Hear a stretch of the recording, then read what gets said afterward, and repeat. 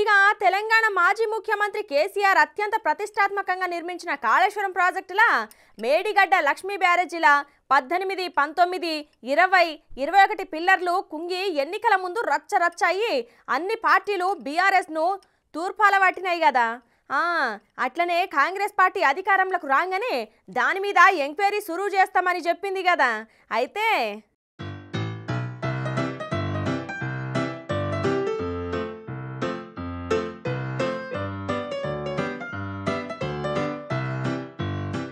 ఇప్పుడు రేవంత్ రెడ్డి సారు అన్న మాట లెక్కనే కాంగ్రెస్ పార్టీ అధికారంలోకి రాగానే మేడిగడ్డ మీద విజిలెన్స్ విచారణకు ఆదేశాలు ఇచ్చింది.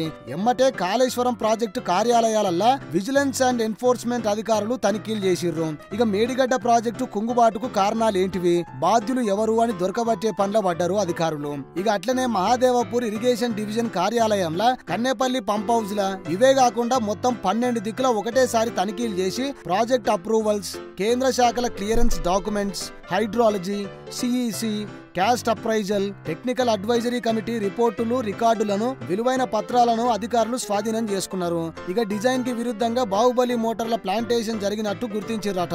అట్లనే కీలక డాక్యుమెంట్లు సీజ్ చేసిరట అధికారులు. ఇక దొరికిన ఆధారాలతోనే ఒక నివేదిక తయారు చేసి ఇస్తారట తొందరలోనే. చూడాల మరి వాళ్ళ నివేదికలా ఇంకెన్ని నిజాలు బయటకు వస్తాయో.